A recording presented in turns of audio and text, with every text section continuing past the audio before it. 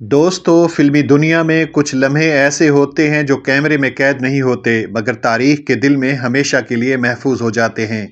یہ کہانی بھی ایسے ہی ایک لمحے کی ہے، خاموش، باوقار اور عظمت سے بھرپور۔ پاکستانی فلم خریدار، یہ وہ فلم تھی جس کے موسیقار تھے ایم اشرف، دھنوں کے جادوگر، اور شاعر تھے منیر نیازی، لفظوں میں اداسی، سوال اور فلسفہ سمو دینے والا شاعر۔ اسی فلم کے لیے منیر نیازی نے ایک غزل لکھی جو بظاہر چند اشعار پر مشتمل تھی مگر اندر پوری کائنات سمیٹے ہوئے تھی۔ زندہ رہیں تو کیا، جو مر جائیں ہم تو کیا، دنیا سے خاموشی سے گزر جائیں ہم تو کیا۔ یہ غزل زندگی اور موت کے بیچ کھڑے انسان کا سوال تھی، اپنی ہستی، اپنی حیثیت اور اس دنیا کی بے حسی پر ایک خاموش احتجاج۔ اس غزل کو آواز دی ناہید اختر نے، وہی ناہید اختر جن کی آواز میں درد بھی تھا، ٹھہراؤ بھی، اور ایک عجیب سی سچائی بھی۔ ریکارڈنگ ہو رہی تھی نور جہاں اسٹوڈیو میں، ناہید اختر کے سامنے کھڑی تھیں۔ ایم اشرف کنٹرول روم میں بیٹھے ہر سر پر لفظ کو تول رہے تھے۔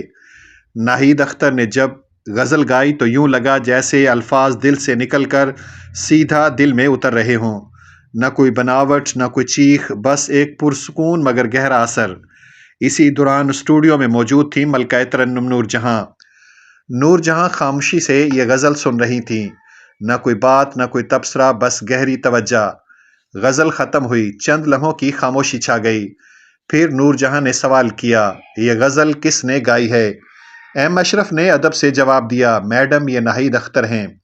نور جہاں نے کہا، ایک بار پھر چلائیں۔ غزل دوبارہ چلائی گئی، پھر تیسری بار، پھر چوتھی بار۔ یوں محسوس ہو رہا تھا جیسے یہ غزل نور جہاں کے دل کی آواز بن گئی ہو، ایسے جیسے ان کے اپنے دکھ، ان کی اپنی تنہائیاں، ان کے اپنے سوال ان اشعار میں بول رہے ہوں۔ نور جہاں نے آہستہ سے کہا، میری خواہش ہے کہ ناہید اختر میرے سامنے کھڑی ہو کر یہ غزل مجھے سنائیں۔ یہ ایک عظیم فنکار کی طرف سے دوسرے فنکار کے لیے سب سے بڑا اعتراف تھا۔ پھر وہ لمحہ آیا جو اس کہانی کو تاریخ بنا گیا۔ نور جہاں نے اپنے ہاتھ سے انگوٹھی اتاری، وہی انگوٹھی جو انہوں نے برسوں پہنی تھی، اسے ایم اشرف کے حوالے کرتے ہوئے کہا، یہ میری طرف سے ناہید اختر کے لیے تحفہ ہے، انہیں میرا سلام دیجیے گا، میری طرف سے مبارکباد دیجیے گا اور کہیے گا کہ میں ان سے ملنے کی خواہش مند ہوں۔ یہ کوئی معمولی تحفہ نہیں تھا، یہ فن کی عظمت کو فنکار کے سامنے جھکنے کا لمحہ تھا۔ یہ ہوتا ہے عظیم فنکاروں کا عظیم حوصلہ، جہاں حسد نہیں، جہاں انا نہیں، جہاں صرف فن ہوتا ہے اور فن کی عزت۔ منیر نیازی کے لفظ، ایم اشرف کی دھن، ناہید اختر کی آواز اور نور جہاں کا اعتراف، یہ سب مل کر پاکستانی فلمی تاریخ کا ایک ایسا باب بن گئے جو آج بھی دل کو چھو جاتا ہے۔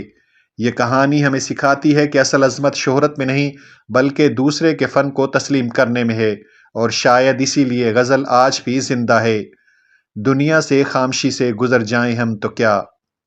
ناظرین، آخر میں چھوٹی سی گزارش، اگر آپ نے ابھی تک ہمارے چینل کو سبسکرائب نہیں کیا تو محبت کے ساتھ سبسکرائب کر دیں۔ شکریہ، اللہ حافظ۔